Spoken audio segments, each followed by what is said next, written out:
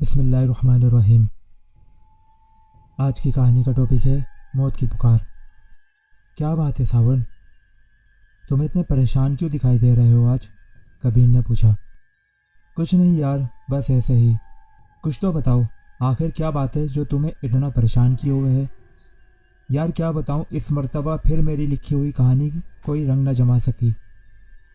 اتنی محنت سے لکھی تھی اور جب شائع ہوئی تو کسی نے کوئی رائے نہ دی کہانی کے بارے میں، جبکہ باقی تمام رائٹرز کی سٹوریاں بہت اچھی طرح کامیاب رہی۔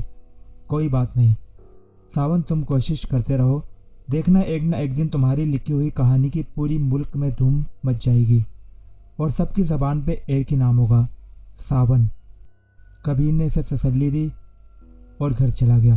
کبیر ساون کا دوست تھا اور یہ دونوں ایک ہی محلے میں رہتے تھے۔ ساون کو کہانیاں لکھنے کا بہت شوق تھا۔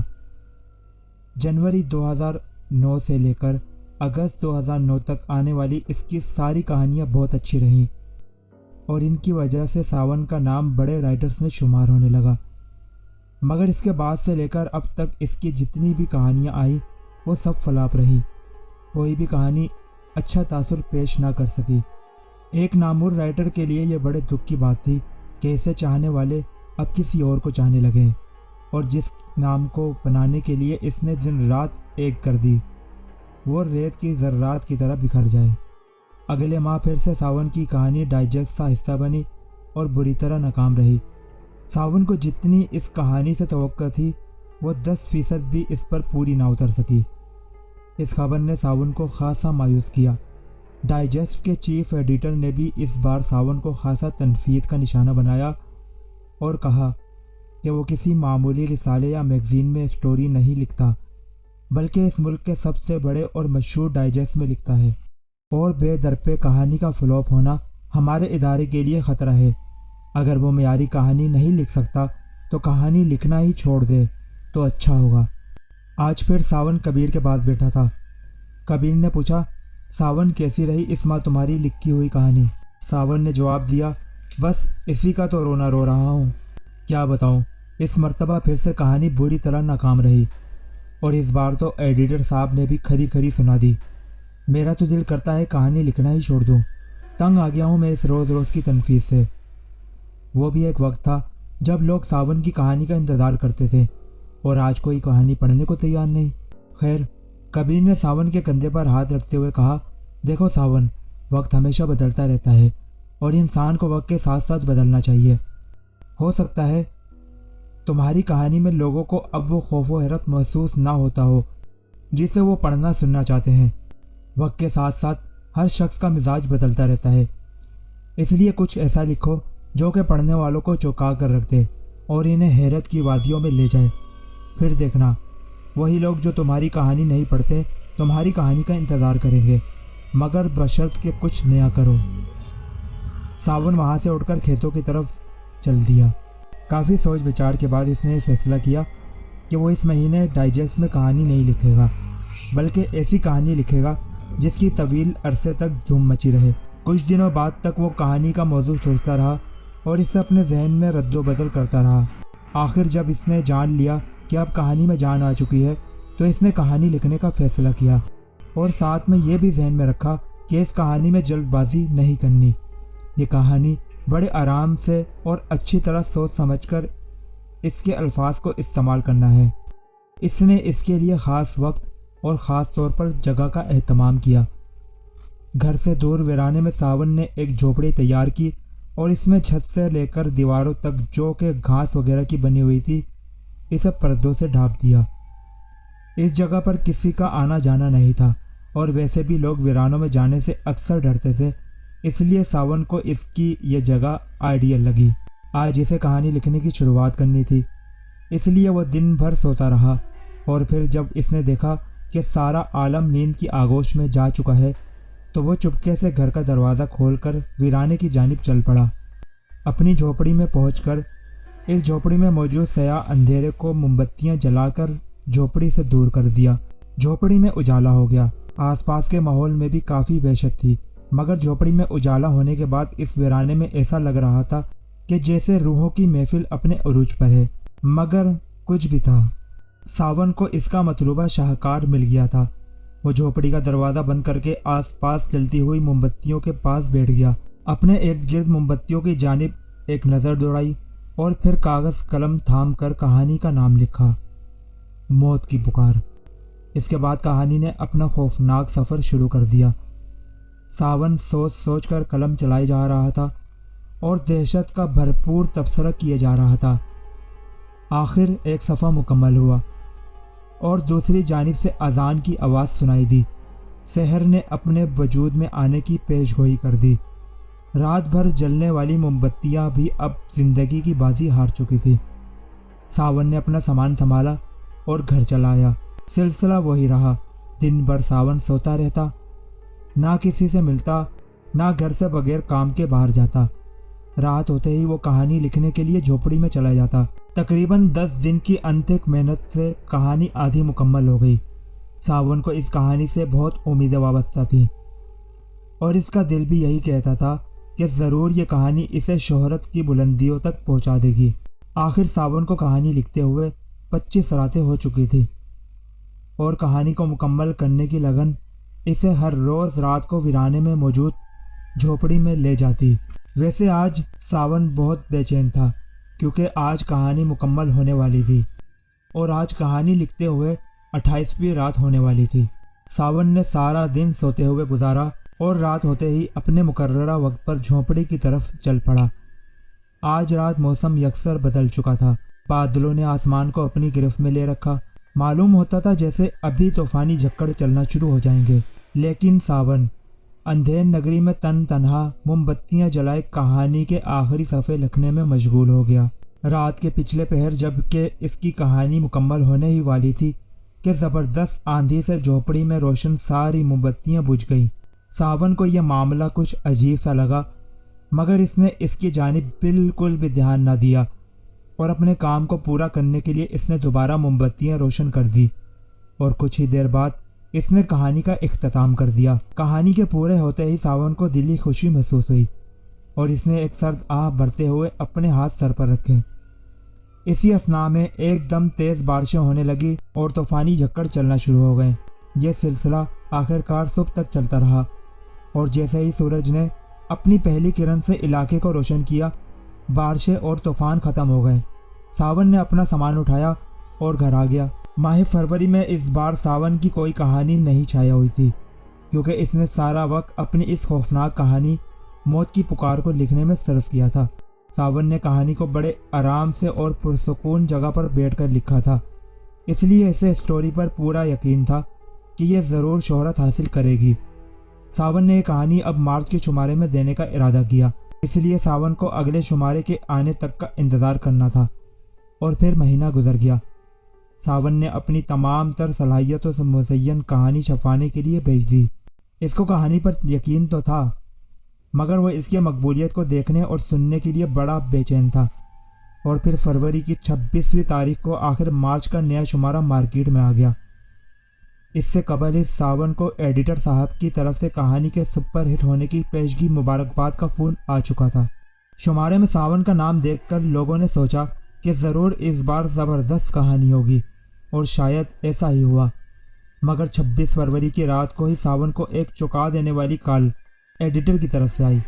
ایڈیٹر کا کہنا تھا کہ پبلیشر پراسرار طور پر مر گیا ہے، کسی کی کچھ سمجھ نہیں آ رہا کہ اسے کیا ہوا، مگر بتلانے والوں نے بتلایا کہ جب یہ شمارہ چھپ چکا تھا تب پبلیشر نے ایک شمارہ پڑھنے کے لیے لیا اور اپنے آفس میں جا کر بیٹھ گیا۔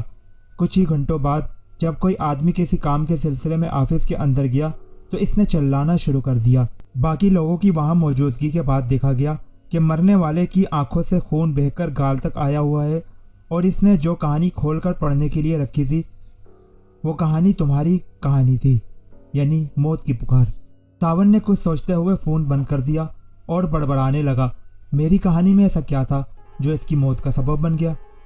آخر رات ہوئی اور ساون کہانی کو لے کر خاصا پریشان دکھائی دینے لگا، مگر پھر اس نے خود ہی اپنے ذہن سے اس خیال کو رد کرتے ہوئے کہا، نہیں، ایسا کیسے ہو سکتا ہے۔ اگلے روز ایک اور قیامت ٹوٹ پڑی۔ چیف ایڈیٹر کو 3 سے 4 فون آئے اور اس میں لوگوں نے جو بات انہیں بتائی وہ حقیقت تسلیم کرنا بہت مشکل تھا۔ یہ کہا گیا کہ ایک لڑکی آپ کا ڈائجسٹ جو اس ماہ شائع ہوا ہے پڑھتی ہوئی مر گئی ہے اور اس کی آنکھوں سے خون بہہ رہا ہے۔ مزید یہ کہ جو کہانی وہ آپ کے ڈائجسٹ میں پڑھ رہی تھی وہ کسی ساون نامی رائٹر کی تھی اور اس کا نام تھا موت کی پکار۔ باقی جو فون آئے ان میں بھی اسی قسم کا ذکر کیا گیا کہ مرتے وقت وہ کہانی موت کی پکار ہی کھلی پڑی تھی مرنے والے کے ہاتھ میں۔ ملک بھر میں اس ناگہانی اموات کا سلسلہ بڑھتا چلا جا رہا تھا۔ اموات کی اس دلخراش حقیقت سے کوئی آشنا نہ تھا۔ اموات کا سلسلہ زیادہ ہوا تو ٹی وی اخبار والے بھی اس قسم کی ہونے والی موت کی خبریں متواتر عوام تک پہنچانے لگے۔ ماہرین کہانی کے پوائنٹ کو لے کر تبصرہ کرنے لگے اور اب تک جو بات سب سے زیادہ لوگوں کے ذہن میں ابھری وہ یہ تھی کہ موت کی پکار کہانی ہی ان اموات کی اصل وجہ ہے۔ جو بھی ساون کی وہ کہانی پڑھتا ہے وہ پراسرار طور پر مردہ پایا جاتا ہے۔ اس کے ہاتھ میں ساون کی لکھی ہوئی کہانی موت کی پکار ہی کھلی پڑی ہوتی ہے۔ ساون کی خواہش پوری ہو گئی کیونکہ اس کی لکھی ہوئی کہانی کی پوری ملک میں دھوم مچی ہوئی تھی۔ ہر کہانی پڑھنے والے کی زبان پر صرف ساون کا نام تھا اور اس کو یہ ہرگز امید نہ تھی کہ اس کی کہانی کے تجزیے اخبارات اور ٹی وی وغیرہ پر ہوں گے، مگر ایسا ہو رہا تھا۔ ایڈیٹر نے کچھ رائٹروں کو آفس میں بلوایا اور سب سے اس بارے میں رائے لی۔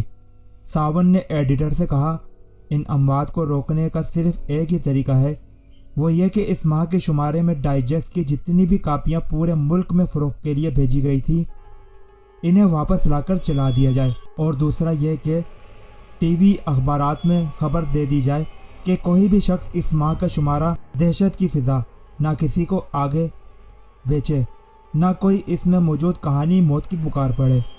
لہٰذا ایسا ہی کیا گیا۔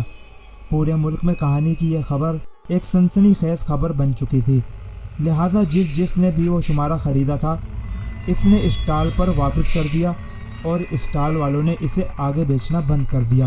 ساون نے مشورہ دیا کہ اس کو یوں نہ جلایا جائے بلکہ اس کے لیے کوئی بڑا سا کھڈا کھودا جائے جس کے اندر اسے جلا کر اوپر سے مٹی ڈال دی جائے تاکہ یہ ہمیشہ کے لیے ختم ہو جائے، اور پھر ایسا ہی کیا گیا۔ شمارے کو گڈھے میں ڈال کر جلا دیا گیا۔ پوری طرح جل جانے کے بعد گڈھے میں مٹی ڈال کر اسے بھر دیا گیا۔ یوں شماروں کا خاتمہ ہو گیا۔ ساون کو اس شمارے کے جلنے کا بے حد افسوس تھا کیونکہ اس نے شمارے میں لکھی اپنی کہانی ابھی تک نہیں پڑھی تھی جس کی خلش اسے بے چین کیے جا رہی تھی۔ مگر جب سب لوگ وہاں سے چلنے کے لیے گاڑی میں بیٹھنے لگے تو اچانک ساون کی نظر دور پڑے ہوئے ایک شمارے کی جانب پڑی جو اس نے کسی کو خبر کیے بغیر شمارہ اٹھا کر بغل میں چھپا لیا۔ راستے میں آتے ہوئے ایڈیٹر نے کہا، شکر ہے اس مصیبت سے تو جان چھٹی، ورنہ نہ جانے اور کتنی اموات ہوتی۔ چلو اچھا ہوا اب کوئی اور اموات تو نہیں ہوگی۔ ساون ان سب سے بے نیاز چپ چاپ اپنی ہی سوچوں میں گم بیٹھا تھا۔ آخر سب باری باری اپنی منزل پر اترتے گئے اور ساون بھی اپنے گھر واپس آ گیا۔ ٹی وی اور اخبارات کے ذریعے سب کو بتایا گیا کہ شمارہ جلا دیا گیا ہے جس کی وجہ سے اتنی ہلاکتیں ہو رہی تھی۔ رات ہوتے ہی ساون نے اپنے کمرے کی تنہائی میں ڈائجسٹ پر نظر دوڑائی اور اپنی لکھی ہوئی کہانی موت کی پکار پڑھنا شروع کر دی۔ رات 1 بجے تک ساون پوری کہانی پڑھ چکا تھا، مگر اس کے ذہن میں یہ بات چل رہی تھی کہ ایسا تو کچھ نہیں ہے اس کہانی میں جس کی وجہ سے کسی کی موت ہو جائے۔ ساون نے ڈائجسٹ میز پر رکھا اور اپنے بستر پر سونے کے لیے لیٹ گیا۔ رات کا آخری پہر چل رہا تھا کہ ساون نے کروٹ لی اور اس وقت دھندلی خواب دیدہ آنکھوں کے سامنے اس کو کچھ عجیب سا چہرہ دکھائی دیا۔ ساون نے جب اپنی کھلتی آنکھوں سے دیکھا تو اس کی چیخ نکل گئی۔ اس کی نظروں کے سامنے اس کے بستر کے ایک طرف ایک نہایت ہی بدصورت آتما بیٹھی ہوئی تھی۔ وہ ساون کو چیختا چلاتا دیکھ کر خوب زور سے ہنسی اور غائب ہو گئی۔ اتنی دیر میں ساون کے گھر والے اس کے کمرے میں پہنچ گئے تھے۔ ساون خوف کے عالم میں انہیں کچھ بتا نہیں پا رہا تھا۔ صبح کے وقت ساون نے گھر والوں کو بتایا کہ اس طرح اس کے بستر پر ایک آتما بیٹھی تھی۔ گھر والوں نے اس کی باتوں پر بالکل یقین نہ کیا اور کہا کہ تم نے ضرور کوئی ڈراؤنا خواب دیکھا ہوگا۔